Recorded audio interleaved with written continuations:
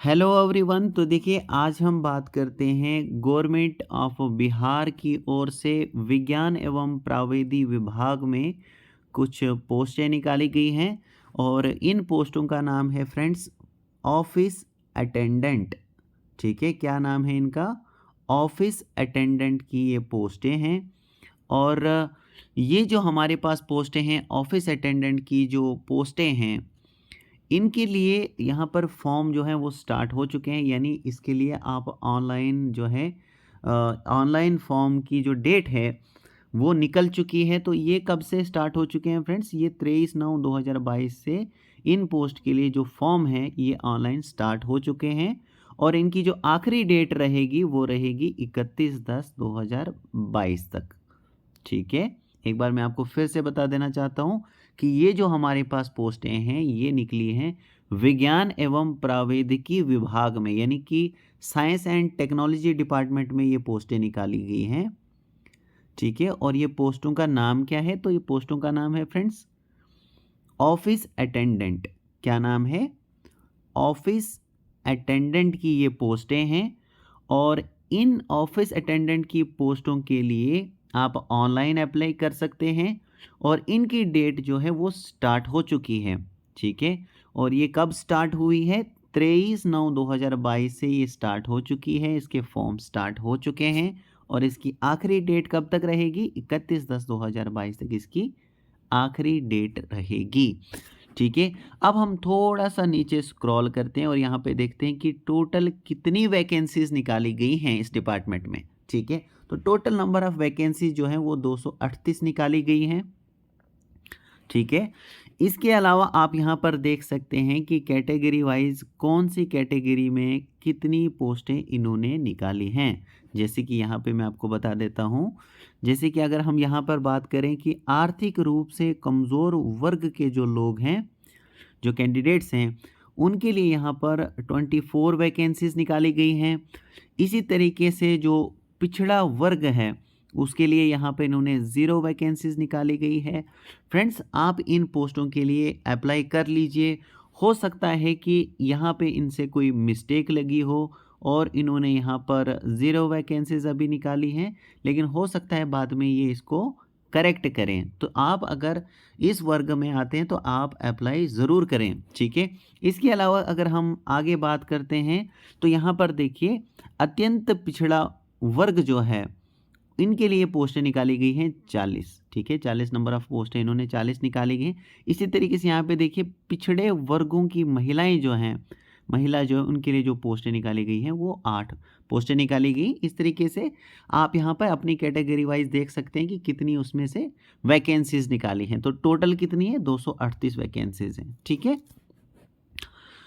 इसी तरीके से अगर हम बात करें क्वालिफ़िकेशन की कि इस इन पोस्टों के लिए आपकी क्वालिफ़िकेशन क्या होनी चाहिए, तो यहाँ पर देखिए सबसे पहले तो आप ऑनलाइन अप्लाई कर सकते हैं। ऐसा तो मैंने आपको बता दिया कि आप इसकी इन पोस्टों के लिए ऑनलाइन अप्लाई कर सकते हो। किस तरीके से आप ऑनलाइन अप्लाई कर सकते हो, कौन सी वेबसाइट पे जाना है वो मैं अभी आपको आगे बताता हूँ। ठीक है, तो अब देखिए क्वालिफ़िकेशन इन पोस्टों के लिए क्या रखी है, तो मिनिमम अगर आप 10th पास हैं तो आप इन पोस्ट के लिए अप्लाई कर सकते हैं और इंडिया के किसी भी हिस्से से, किसी भी यूटी से, किसी भी स्टेट से आप बिलोंग करते हैं, आप इन पोस्टों के लिए अप्लाई कर सकते हो। तो शर्त ये है कि आपकी एज जो है, आपकी एज होनी चाहिए 18 से लेकर 37 साल तक। ठीक है, मतलब इतनी अगर आपकी एज है 18 साल से 37 साल में अगर आप आते हैं तो आप इन पोस्ट के लिए अप्लाई कर सकते हो।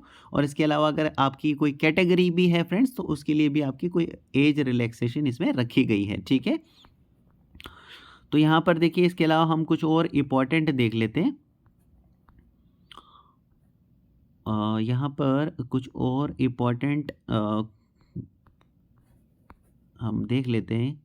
तो यहाँ पे देखिए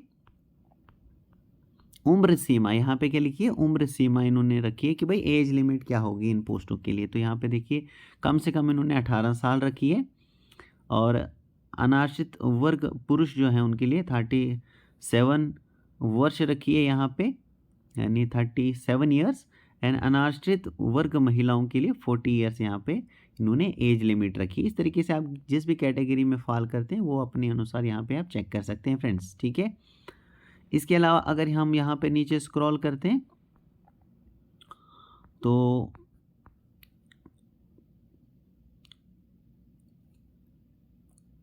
यहाँ पर देखिए चयन प्रक्रिया, यानी कि आपका जो सिलेक्शन होगा वो किस बेसिस पर होगा फ्रेंड्स। तो ये जो सिलेक्शन होगा ये होगा कि आपने 10th में कितने मार्क्स ऑब्टेन किए हैं, यानी 10th में आपकी कितनी परसेंटेज है, कितने मार्क्स आपने लिए हैं, उसी बेसिस पे यहाँ पे आपका सिलेक्शन होगा, ठीक है। मैट्रिकुलेशन यहाँ पे देखिए, यहाँ पे साफ तौर से लिखा है कि मैट्रिकुलेशन अथवा समकृष्ट प्रमाण पत्र में प्राप्त अंकों के प्रतिशत के आधार पर मेधा सूची तैयार की जाएगी। यानी कि आपके जो कितने मार्क्स हैं 10th में, आपके कितने मार्क्स हैं, उसी बेसिस पे आपका सिलेक्शन जो है आगे किया जाएगा, ठीक है। इसके अलावा हम कुछ और इम्पोर्टेंट देख लेते हैं। तो यहाँ पर देखिए, अगर आप इसके लिए अप्लाई करना चाहते हैं, इन पोस्ट के लिए आप अप्लाई करना चाहते हैं, तो आपको क्या करना पड़ेगा, सबसे पहले यहाँ पर इस वेबसाइट पे जाना पड़ेगा फ्रेंड्स, dst.bihar.gov.in पर आपको जाना पड़ेगा, ठीक है। और आगे लिंक पर क्लिक करना पड़ेगा, click here to apply online, ठीक है। जैसे आप इस वेबसाइट पे जाओगे, आगे यहाँ पे लिखा आएगा click here to apply online, तो आपको उस पर क्लिक करना है फ्रेंड्स, ठीक है। तो इस तरीके से अगर आपको फॉर्म को फिल करते समय या मान लीजिए कोई भी आपको प्रॉब्लम आ रही है, तो उसके लिए अगर आपको तकनीकी कोई समस्या आ रही होगी, टेक्निकल कोई प्रॉब्लम आ रही होगी फ्रेंड्स, तो इसके लिए इन्होंने यहाँ पर देखिए हेल्पलाइन ईमेल आईडी दी गई है। यहाँ पे देखिए कि इस आईडी पर आप अपनी प्रॉब्लम इनके साथ शेयर कर सकते हैं, इस ईमेल पर आप भेज सकते हैं, आपको जो भी प्रॉब्लम आ रही होगी तो आपका यहाँ पे हल किया जाएगा, ठीक है। तो ये इन्होंने हेल्पलाइन ईमेल आईडी दी गई है इनकी तरफ से, ठीक है। इसके अलावा अगर हम यहाँ पर नीचे स्क्रॉल करें तो यहाँ पर देखिए, यहाँ पर नोट में लिखा गया है, इन्होंने एक नोट लिखा है, इस नोट में लिखा गया है कि जब आप इन पोस्टों के लिए रजिस्टर करेंगे, मान लीजिए कि आपने अपना नेम, पिताजी का नेम, अपना जो आपका मेल है या फीमेल है, मतलब आपका जेंडर क्या है, अगर आप फिल करते हैं, अपनी डेट ऑफ बर्थ, अपनी ईमेल आईडी, ठीक है, मोबाइल नंबर, आधार नंबर, अगर ये सारी चीज़ें आप रजिस्टर करते समय फिल करते हैं, तो आपको इन चीज़ों का ध्यान रखना है कि आपने वो बहुत ही अच्छे से फिल करनी है फ्रेंड्स, और करेक्ट फिल करनी है, क्योंकि रजिस्टर करने के उपरांत सुधार संभव नहीं होगा। यानी कि अगर आप उसके बाद करेक्ट करना चाहते हैं, एक बार अगर आपने रजिस्टर कर लिया, मान लीजिए किसी कारण से आपने उसमें गलत डाल दिया, ठीक है, तो इसके बाद इन्होंने कहा है कि रजिस्टर करने के उपरांत उक्त विवरण में सुधार संभव नहीं होगा, यानी ये पॉसिबल नहीं होगा कि उसके बाद आप करेक्शन करोगे। इसलिए पहले ही रजिस्टर करते समय आप सारी डिटेल्स करेक्ट डालें और ध्यान से डालें, ठीक है। इसके अलावा यहाँ पर कुछ और हम इम्पोर्टेंट की बात करते हैं। तो जैसे कि यहाँ पे इन्होंने लिखा है कि अंतिम तिथि, यानी इन पोस्ट के लिए जो आखिरी डेट रहेगी वो कब तक रहेगी। तो एक बार मैं फिर से आपको बताता हूँ कि ऑनलाइन आवेदन, यानी ये इन पोस्टों के लिए आपको ऑनलाइन ही अप्लाई करना है फ्रेंड्स, और मैंने आपको बता दिया किस तरह से अप्लाई करना है, किस वेबसाइट पे जाना है, ठीक है। इसी तरीके से आप अप्लाई कर सकते हैं।